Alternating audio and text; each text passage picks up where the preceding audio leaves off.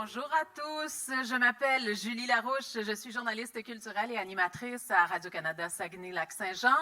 Bon après-midi, très heureuse d'être avec vous. Salutations à tous ceux qui sont ici au côté court, à ceux qui nous écoutent sur Facebook. C'est un grand bonheur d'être là, grand bonheur d'accueillir Christian Guay-Poliquin. Salut! Salut Julie, merci de me recevoir. Oui, ça va bien. Fraîchement arrivé au Saguenay-Lac-Saint-Jean. Il y a à peine 20 minutes. Alors, on est en comité d'accueil cet après-midi. Vous avez certainement lu Le fil des kilomètres, Le poids de la neige, Christian Guay-Poliquin qui est ici pour nous présenter Les ombres filantes. Bien justement, Christian, d'abord, après le roman Sur la route, après le huis clos, qu'est-ce qui t'a mené à cette quête en forêt, dans un monde qui tente de se réorganiser?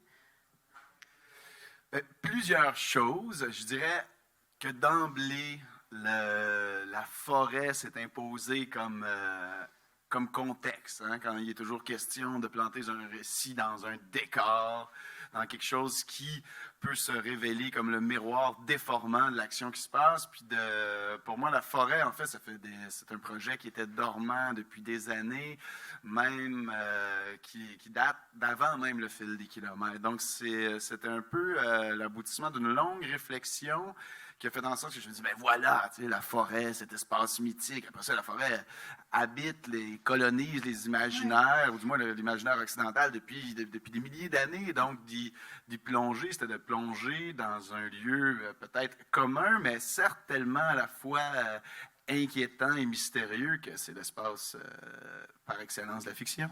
C'est quoi ton rapport à la forêt? Quel lien tu entretiens avec la forêt? Personnellement? Oui. J'y habite. Non, mais c'est-à-dire que j'ai toujours un rapport assez proche au bois, là, tout simplement. Que ce soit pour la chasse ou mon bois de chauffage ou faire des sentiers, c'est un peu... C'est ce rapport-là. Après ça, les forêts, on se rend compte que le concept de forêt est très vaste, les différentes forêts de différents endroits, de différents pays.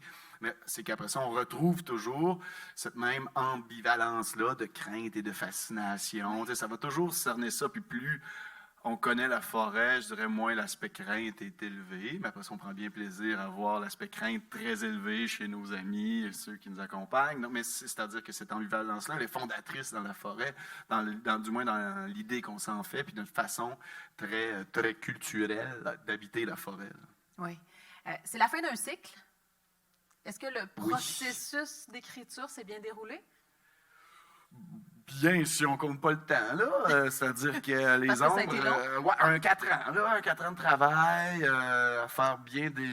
moi, je fonctionne comme ça, là. C'est beaucoup de versions, puis de retravail, puis on recommence, puis non, puis à un moment donné, c'est un projet qui avait 700 pages, puis là, coupe, puis recommence, puis envoie, puis défait tout en morceaux, replace. Ça, chacune a son processus. Mm-hmm. Puis moi, j'irais même au-delà. Finalement, chaque projet a un processus propre, finalement, parce qu'il nous accompagne pendant une partie de vie, puis nos vies changent, puis c'est comme ça. Mais ça a été ardu, dans une certaine mesure. Donc, la finalité du projet est tout à fait bienvenue. Oui, mais c'est tout à ton honneur, parce que c'est remarquable, cette qualité d'écriture. Tu fais dans l'orfèvrerie. Est-ce que je l'ai bien dit? Orfèvrerie. Oui, tout à fait. Oui, mais pour ça, il faut marteler quand même pas mal et avec précision. Puis, justement, si je ne suis pas tout seul là-dedans, moi, j'ai, avant même de travailler avec la peuplade, pour qui je n'ai que de bons mots, dans tout le processus éditorial, mais j'ai même mon comité fantôme, avec qui je travaille. C'est le fun de dire fantôme dans un micro. C'est-à-dire qu'à différentes étapes du processus, je fais lire l'état du manuscrit et puis je travaille donc avec ces personnes-là qui vont m'aiguiller des fois plus sur l'aspect intrigue, sur l'aspect profondeur humaine, plus on avance dans le processus, avant de vraiment arriver à travailler sur le texte, le style, et finir justement dans l'orfèvrerie où là, il me semble ici qu'il y a une petite virgule de trop, là, on pourrait enlever tel mot, il me semble que ça, il y a deux synonymes un peu trop rapprochés, puis là, de devenir un peu maniaque, là. Mais ça, c'est quand on devient un peu maniaque, on se dit, tant mieux, le projet achève. Oui. Les thèmes, maintenant, Oui, la forêt, on en a fait mention. La famille également est au cœur de ce roman-là. Pourquoi? Pour plein de Parce que la raisons. famille, pour le meilleur et pour le pire, on le comprend bien. C'est pas un pléonasme que de dire ça, parce que la famille, c'est toujours pour le meilleur et pour le pire. Et c'est justement une des raisons pour lesquelles je voulais traiter ça. En fait, forêt, famille aussi, pour moi, ce sont deux thèmes, deux tropes très mythologiques, en fait, qui appartiennent, qui ont, encore une fois, qui habitent l'imaginaire depuis très longtemps. Et donc, ça allait de soi de les mettre ensemble. Et au-delà de ça, moi, ce qui, vraiment, là, dans mes intentions personnelles, ou du moins dans le moteur, dans le fond, je voulais faire un récit, que je voulais que ce soit un peu un récit d'aventure, enlevant, avec quand même une certaine tension narrative, mais où on parlait, dans le fond, de l'effondrement des mythes personnels. Parce qu'avec la famille, ou même avec toute relation importante, en fait, on a tendance, pas on a tendance, mais ce rapport-là, on magnifie ce qu'on aime. Je pense que c'est bien de faire ça. Oui. Hein, ça nous permet d'oublier les défauts de chacun. On en a tous un bon lot. Mais au-delà de ça, c'est que quand on magnifie beaucoup, là, dans le cas d'un personnage qui n'a pas vu sa famille depuis longtemps, lorsqu'on retrouve sa famille, ben, cette déification-là des gens qu'on aime, ben, portée à s'effriter. Hein. Les images qu'on se fait sont vouées, hein, à être déchirées ou encharpies progressivement par le temps, par l'usure des relations, et donc plus près du réel, donc plus près d'une humanité qui est pleine de contradictions, d'émotions négatives, parfois d'égocentrisme, parfois de bienveillance, parfois donc de plein je dirais, de tangentes qui vont dans tous les sens, parce que elle est là, la vie, et non pas dans les constructions qu'on se fait sur ceux qu'on aime ou ce qu'on idéalise. Et donc, c'est dans ce rapport-là, dans le fond, j'en reviens à ça, l'effondrement de notre mythologie personnelle à travers un rapport réel avec une famille. Il y a la famille qui est bien là, il y a celle qui se bâtit au fil des pages.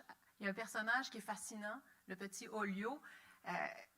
Qu'est-ce qui t'a inspiré, un personnage comme celui-là? Mais ça prenait je dis ça là, en pensant plus à la technicalité du texte, mais ça prenait un révélateur, un diapason, hein, un élément qui fait en sorte que mon personnage principal, bien que le récit soit première personne du singulier, qui se livre peu, hein, il décrit les actions, les choses qui l'entourent, mais on a quand même étrangement, paradoxalement, peu accès à son intériorité. Et donc, ce jeune-là, qui apparaît un peu comme par magie, comme ça, soudainement, là, comme ça arrive dans les films et les romans, ben, il vient chambouler complètement la vie du personnage principal. Premièrement, dans sa marche en forêt, parce qu'il force à changer ses habitudes et ses réflexes dans cette forêt-là, hein, qui, de surcroît, dans une panne d'électricité, plein de gens se sont réfugiés, la tension est élevée, les gens sont méchants, il faut s'en méfier. Alors, le jeune, lui, au lieu de fuir tout le monde, il va vers les gens. Donc, il y a une tactique puis il est super survie. audacieux aussi. Exactement. Puis il est brillant, mais en même temps aussi, il est fourbe, il est menteur, il est vil, puis en même temps, il est très autonome. Mais donc, dans cette relation-là entre les deux, c'est que le personnage principal est obligé de sortir de ses bottines, en quelque sorte, pour, ça peut sonner cliché en disant comme ça, mais pour aller vers une sorte d'inconnu, dans le fond. Il est forcé, il est amené là dans une zone, appelons ça une zone d'inconfort, mais c'est là où il est forcé à se révéler. Et donc, ce jeune personnage-là, qui vient tout brusquer un peu dans l'équilibre des choses internes chez le personnage, lorsqu'on arrive dans la famille, une famille, c'est quoi si ce n'est pas que des rôles à signer, et donc des rouages bien rodés ensemble, car chacun est à sa place, chacun tout. Et c'est justement cette hiérarchisation-là tacite, hein, de la famille qui la définit.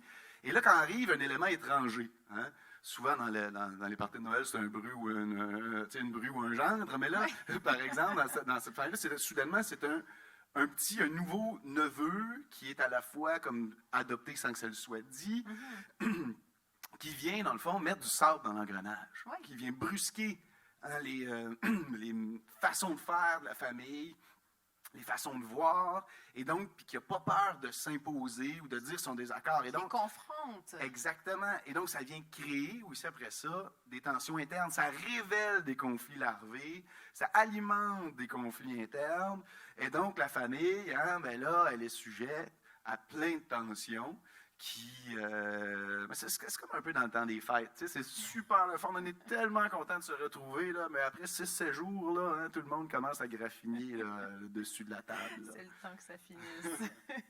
Le survivalisme, cette société-là qui se réorganise. Je peux faire une plus longue question si tu as besoin de prendre une autre gorgée. Ça aussi, c'est très captivant comme ambiance.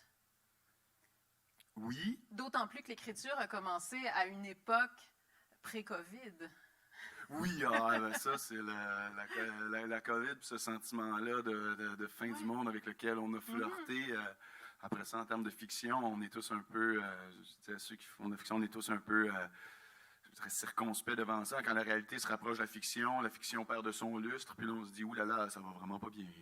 Mais non, au-delà de ça, ce rapport-là, je dirais, à cette fiction-là, ce rapport-là à la survie, hein, comme dans un roman d'aventure, on est en forêt, il faut s'organiser, il y a des animaux, il y a des gens, il y a des armes un peu, il y a des ombres qui courent partout, il y a un niveau d'inquiétude qui est élevé. Donc oui, il y a une certaine notion de survie. Cependant, j'aurais trouvé ça assez bête que la survie de base soit l'épicentre du roman. Là.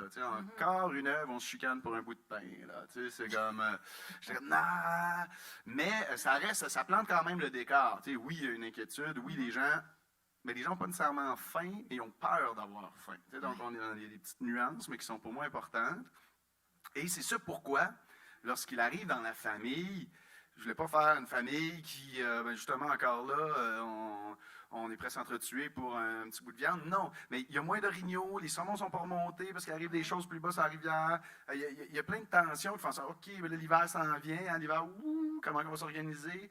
Mais c'est quand même l'abondance, parce qu'on est dans la famille. La famille, c'est ça, c'est l'abondance. Puis une famille comme celle-là, où tout le monde sait s'organiser, ça travaille bien ensemble, il se passe plein d'affaires. Donc, tu sais, c'est une famille, c'est un groupe effectif, pragmatique, où les choses se passent. Donc, il y a une certaine forme d'abondance. Donc, s'il y a survie, dans le fond, s'il y a vraiment un enjeu de survie dans mon roman, moi, j'espère, dans le fond, c'est pas tant cette survie-là de base, matérielle, sinon qu'une survie relationnelle, sociale. C'est ça qui mène, du moins, vers l'interrogation centrale du roman, c'est-à-dire dans ce monde-là nouveau, hein, sans électricité, en pleine forêt, bien, quelles sont les nouvelles nécessités et quel est l'avenir qu'on se dessine ou qu'on entrevoit? Et donc, quand on pose ces questions-là, bien, là, il y a deux franges qui se dessinent, deux clans à l'intérieur du même.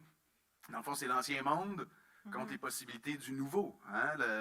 On a des manières de faire. Nous autres, on est au camp de chasse ici depuis des années. Ça a toujours marché de même. Ça, regarde, ça va bien, ça va continuer comme ça, puis c'est ça, puis ça s'arrête là. Ou tu as l'autre bord qui dit ouais, mais là, à un moment donné, il n'y aurait plus d'essence pour me mettre dans la génératrice. Qu'est-ce qu'on fait? Ces orignaux ne reviennent plus. Qu'est-ce que si, qu'est-ce que quoi? On fait un jardin. C'est ça. Mais tu sais, donc, ils sont dans les différents possibles qui jonglent avec ça. Mais donc, il n'y a rien de certain de ce côté-là. Donc, ce clivage-là est, dans le fond, un des piliers du roman. J'aimerais que l'on aborde maintenant la question peut-être de la pression dans l'écriture de ce roman-là, parce que les dernières années ont été assez marquantes pour toi. Oui, tu vas avoir le temps de prendre plein de gorgées d'eau, parce que pour Le poids de la neige, tu as remporté le prix littéraire du gouverneur général, le prix littéraire France-Québec, le prix Ringuet, le prix littéraire des collégiens, le prix Relève Montérégie, le prix des lycéens AIEQ Suède, Estonie, Barcelone, le prix du Club des Irrésistibles 2018, le prix du roman Coiffeur. Est-ce que j'en oublie? Quelques-uns, mais passons. Est-ce qu'il y a une pression après Le poids de la neige? Bien, mettons, si on parle là, juste de démarche créative, dans le fond, moi, comme individu, puis comme créateur, ben, je me disais, ben, si il y a une pression à avoir, c'est bien une pression qui doit venir de l'intérieur et non pas de l'extérieur. C'est-à-dire que le niveau d'exigence soit toujours le plus haut possible et que cette pression-là venant de l'extérieur en disant « Oh mon Dieu, on m'attend ». En même temps, pris, pas pris, en art, personne ne nous attend, on n'est rien. Puis même si on se le fait croire, puis que l'économie médiatique veut nous dire « Ah oui, ben non, C'est-à-dire que j'aurais pu pas le faire. C'est-à-dire que si on pense comme ça, on pense avec l'ego, on pense, puis là, ça fait des personnalités là, avec des têtes qui rentrent même pas dans la salle ici. Je sais pas, mais c'est-à-dire que moi, c'était ça. S'il y a une pression qui est importante, c'est bien celle que ça ne vient pas d'un projet qui est déjà fini depuis longtemps, puis tant mieux, ça a bien marché. C'était super d'avoir que ce roman-là ait tout ce prix-là, et donc cette visibilité-là, ça m'a mis à la map, comme on peut dire d'une certaine façon. Merveilleux! Mais passons à autre chose. Non, mais c'est-à-dire que là-dessus... Donc, c'est pas une pression, ça devient un moteur. Ben, c'est ça, tu sais. Mais il y en a une aussi. Mais je me dis, après ça, c'est comme ça devient quelque chose avec lequel il faut composer, mais positivement. Tu sais, c'est-à-dire que oui, donc, mon roman, celui-là, qui est un roman qui est sorti, oui, il allait avoir un accueil différent, plus rapide que lorsque Le Poids de la neige est sorti, puis que personne ne savait qui j'étais. Puis c'est bien correct. Mais je maintiens à dire, dans le fond, que non, en art, personne ne nous attend. Parce que dès qu'on crée quelque chose par rapport à des attentes, on sort de la dynamique de création, puis là, on est dans une analyse de marché. Puis je te dis qu'en art, c'est pas mal plate de penser comme ça. Puis, mais pour moi, c'était fondamental. Puis à la fois, je suis plein de gratitude pour tout ce qui est arrivé avec mon roman précédent. Mais au-delà de ça, ça ne peut pas venir soit plomber, soit... ça peut pas être... Le moteur ne peut même pas devenir de là. C'est comme en réaction à ça, peut-être. L'important, c'est de trouver un moteur, quand même. Oui, mais, donc un rapport très sain, quand même, avec tous ces prix-là, avec tout ce que ça peut apporter. Le plus possible, je dirais. Là, c'est toujours important de se rappeler qu'en littérature, on n'est pas des rockstars non plus. Là, c'est-à-dire que c'est merveilleux, là, mais c'est pas. C'est le milieu de la littérature. C'est pas. Ça change pas. Ça change pas une vie non plus. Les choses continuent. Puis la vie aussi. Puis de se ramener à ce niveau-là d'existence, pour moi, c'est fondamental. Puis c'est partout autour de moi, c'est des gens comme ça. Puis ça, je l'apprécie. Bravo! On a parlé de la famille qui est au cœur de ce roman. J'aimerais parler de ta famille littéraire, La Peuplade. Ben oui. Ça c'est une belle relation. Hein? Ben oui, puis qui date des tout débuts, c'est-à-dire avec La Peuplade, Le fil des kilomètres, que j'avais écrit, réécrit, hein, ça va être encore plus pénible, ça avait pris 10 ans et pas 4. Mais quand je l'aurais envoyé, je me souviens très bien, par la poste, en faisant, on verra bien. Ils m'ont rappelé quelques temps plus tard, mais en même temps qu'une autre maison d'édition à laquelle j'avais envoyé mon manuscrit. Puis là, c'est là que vient mon anecdote. Puis c'est là qu'on voit qui est La Peuplade là-dedans. Donc, j'avais une maison d'édition, dirais-je, de l'arrière-garde, si je sens la nommer, parce que ça n'a aucune importance, et donc une maison d'édition de l'avant-garde, de la jeune garde, dans le fond, qui était La Peuplade. Mais, en fait, le premier coup de fil, c'était la maison d'édition de la vieille garde qui me dit « Monsieur Poliquin, on vient de lire votre manuscrit, on serait bien intéressé à le publier. » Je suis comme « C'est merveilleux, la vie est belle, parfait. » Il dit « mais par exemple, faites attention, vous êtes un jeune auteur, c'est un premier roman, on tient juste à vous dire que le milieu de la littérature au Québec, vous savez, c'est pas facile, faut pas trop avoir d'espérance, faut pas trop avoir de fausses attentes, tout ça. Puis c'est comme ça, hein, c'est juste comme ça, puis on n'y peut pas rien, mais nous, on est vraiment contents. Votre texte, on l'a vraiment aimé, puis en tout cas, on serait vraiment contents de vous publier. Bon. Deuxième appel. Semi-encourageant. Non, mais en fait, c'est un constat, c'est une réalité. C'est ça, en fait. Puis justement, les autres, ils doivent composer, tous les éditeurs, avec justement là, des gens qui disent « Ça y est, je suis publié à moi le concours. » C'est ça, il faut faire attention, c'est pas comme ça que ça marche la vie. Puis, deuxième coup de fil. La Peuplade, on vient de lire ton manuscrit, on s'est intéressé à le publier. Je dis, c'est le fun, tout ça. Et là, ça recommence. Mais là, le premier roman, tout ça, on veut juste te dire que le milieu de la littérature au Québec, pas facile. Fait que là, je fais, ça y est. Mais, parce que c'est comme ça quand même depuis longtemps. Et là, mais nous, à La Peuplade, par exemple, en tout cas, on n'a pas encore trouvé les solutions, mais on cherche, puis on veut quand même brasser un peu la baraque. On ne sait pas exactement comment on veut faire ça, mais il faut que ça bouge un peu. On va essayer de faire de quoi. En tout cas, si jamais tu veux publier ton texte chez nous, on serait bien content. Ça a allumé quelque chose, hein? On s'entend que sur le même constat d'une réalité, là, puis c'est surtout aussi des avertissements, justement, pour un jeune auteur qui ne connaisse pas, qui dit, comme toi, là.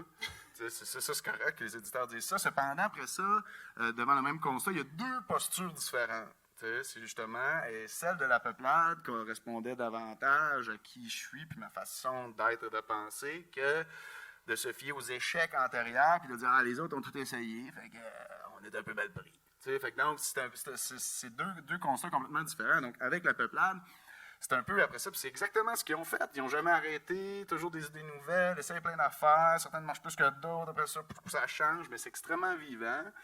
Puis, comment résumer après ça toute cette histoire? Ben donc, moi, c'est avec eux autres, là. Moi, je leur dois tout, c'est-à-dire que moi, avec Mylène, ben, on fait les textes. Hein, avec Simon qui s'occupe, Simon Philippe Turcot, lui qui s'occupe de la mise en marché des livres, puis de tout ça, puis de les faire voyager, puis de les mettre dans les bonnes mains, bien sûr, à travers le monde aujourd'hui.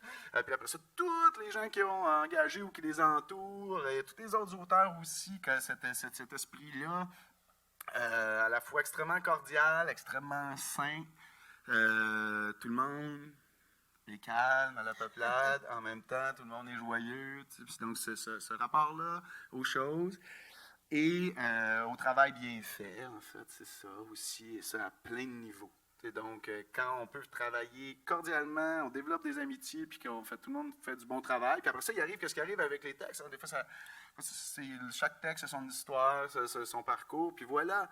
Mais donc, à la peuplade, je pense qu'on peut se permettre, dans le fond, d'avoir, en tant qu'auteur, d'avoir des espoirs, mais pas d'avoir d'attente non plus. T'sais, après ça, dans ce qui est la vie d'un livre, une fois qu'il est publié. Et donc, mais ça permet à la fois de rêver sainement, puis d'être plein d'énergie. Et donc, avec la... Je pourrais continuer longtemps là, sur la peuplade, là, mais c'est vraiment ça, là, c'est-à-dire cette énergie-là bien canalisée. C'est une belle histoire, puis c'est une belle famille. Et concernant cette rentrée, moi, j'ai un souvenir qui m'est venu en tête, il y a de cela quelques années, en direct au téléjournal. Un certain Larry Tremblay était en entrevue avec moi en direct. Et je lui avais demandé en terminant quel était son coup de cœur du moment. Et c'était le fil des kilomètres. Et ça, je trouve ça très, très beau. Je me suis souvenue de ça récemment. Vous avez eu tous les deux... un roman qui a été publié récemment, à quelques semaines d'intervalle. Il y a même eu un lancement commun à Montréal. C'est un grand bonheur, moi, que j'éprouve d'avoir la chance de côtoyer Larry, mais dans plein de contextes. En fait, la vie nous mène bien, hein, autant que... il y avait une maison au même village que moi dans les cantons de l'Est, à Frelichburg, autant qu'on s'est croisés en plein d'événements. J'ai fait des articles sur ses livres et le mien. Puis on ne parle pas nécessairement de retour d'ascenseur. On s'apprécie mutuellement, d'abord comme personne, puis aussi comme dans le travail de création. Et là, en France, on a fait aussi plusieurs événements ensemble la semaine dernière. Et donc même au-delà de ça, encore une fois, à la peuplade, c'est des choses qui arrivent. On développe des relations d'amitié avec les gens qui nous entourent. Puis avec Larry, c'est vraiment ça. Et donc, moi, je suis fasciné de voir un auteur qui a aujourd'hui 67 ans, qui a 40 pièces de théâtre, 8 romans, je ne sais plus combien de recueils de poésie, puis qui n'arrête pas, puis qui est toujours dans une démarche créative extrêmement pointue, extrêmement poussée, mais cependant qui ne se prend pas au sérieux. Ah, une humilité. Exactement.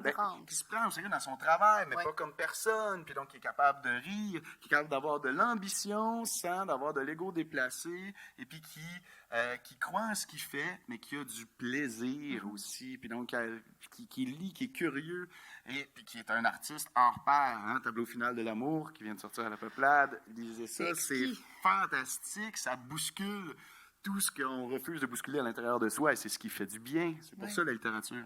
Oui. Bien là, tu viens d'en faire mention. Parle-nous donc un peu de la France, parle-nous de Paris. Dernièrement, comment ça se déroule? Est-ce que les stratégies sont différentes? Stratégie? Pour faire découvrir l'œuvre, pour présenter les romans. Oui, en fait, c'est quand même drôle. C'est-à-dire que moi, j'ai eu la chance que, dans le fond, mes 3 romans sont sortis en France, dans des contextes chaque fois très, très, très différents.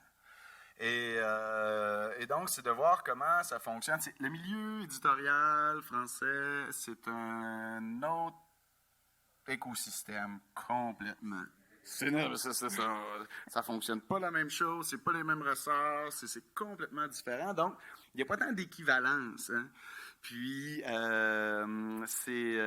c'est plus gros, c'est la littérature française. On est dans un milieu très... ouais, je dirais, oui, là, souvent en littérature là-bas, les gens se prennent pour des rockstars. Là, Oui. C'est un peu ça. Là. Plein Donc, de noms ça qui nous viennent en change, tête, c'est hein? ça. Puis, comme Québécois là-bas, des fois, moi, c'est tout le temps ce qui me rend mal à l'aise, mais ce qui fonctionne aussi, là, on devient comme des auteurs exotiques. Là, tu sais, oh, le Québec, les grands espaces. Là, t'es comme, oui, là, mais tu sais, on fait des textes francophones. Puis c'est un peu ça aussi, puis c'est la beauté. Si je parle, mettons, de stratégie, ou la stratégie de la peuplade en France, contrairement aux deux autres maisons d'édition qui avaient publié mes œuvres avant que la peuplade soit directement distribuée en France. Eux autres qui étaient des gros groupes, tout ça, ça fonctionne avec un peu plus de pression. Des gens, oui, lis ça ou tout ça ou ça. Là, avec le premier, c'était comme, bon, on laisse tomber. Peu importe, en fait, c'est que, c'est de dire, c'est pas tant, c'est que ce rapport-là au Québec et pas comme une étiquette qu'on brandit une pancarte. Je suis québécois, regardez-moi, et c'est pour ça que vous me regardez. Non, l'identité, elle est personnelle, elle nous appartient, elle est forte, elle est calme. Après ça, on fait des textes. Ces textes-là sont francophones. C'est pas... Donc, on veut sortir, c'est pour sortir de l'exotisme. Parce que si on commence à s'intéresser à ce qu'on fait parce qu'on dit « Ah, mais qu'ils sont jolis, ces Québécois! » Mais ça marche pas. Ouais. Ça marche pas, c'est quand tout est ronqué, puis tout ça. Puis justement, l'économie médiatique, des fois en France, a tendance peut avoir à verser là-dedans. Puis la peuplade lutte contre ça. On fait des textes francophones, on fait des textes nordiques, des textes francophones, on participe à la littérature francophone, et donc sur le marché français comme ailleurs. Puis donc, encore une fois, de rabaisser de tout le monde, pas rabaisser, mais de mettre tout le monde au même niveau, là, c'est-à-dire de ne pas faire des cases. Là. Est-ce que la littérature québécoise, c'est une littérature étrangère, une littérature étrangère en langue française, en France, ça devient un capharnaüm, là, donc, de revenir, en fait, non, on fait des textes, puis après ça, ben, c'est toute l'aventure des boîtes indépendantes en France, ça c'est très différent, encore une fois, du milieu ici, puis ça, c'est les défis de la peuplade, mais la peuplade fonctionne aux défis, puis moi, je dirais, comme auteur, puis comme personne dans la vie, t'es comme, tu sais, c'est difficile, ben, on va y aller, tu sais, c'est là qu'on va avoir du plaisir, puis donc, c'est un peu ça, fait qu'en termes de stratégie, après ça, c'est des questions qu'il faut se poser à la peuplade. Là. Moi, je fais du blabla, je ne suis pas quelqu'un de stratégique dans la vie.